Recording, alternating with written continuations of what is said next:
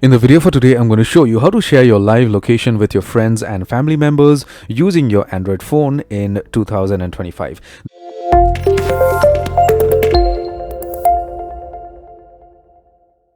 So I'm going to show you how to do this on an Android 15 device, but if you have an older version of Android, you could just get an update for your OS or the application like Find Hub, and you could go ahead and share your location. Let's get into the video.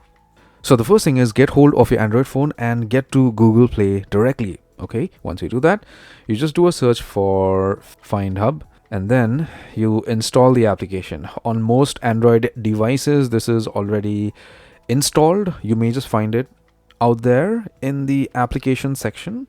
Don't be surprised, but it may just be there. If not, go ahead and install it.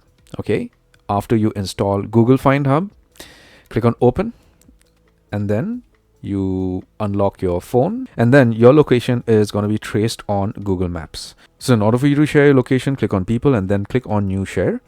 And then you're going to get an option to share your location for maybe 1 hour today until you turn this off, and or you could set a custom duration. So if you want to share it for today only, just click on today only, and then whichever contact you would want to share with, you're going to see the contact out here, maybe email or phone number, whatever it is. Or if you want to get a share link, you just click on share link, and then you get a pop-up like this, and then you click on share.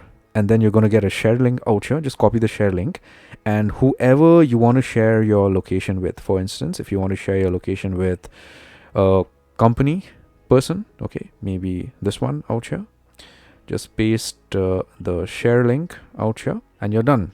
So this person or this company, if they click on the link, they're going to see your current or live location for 1 day.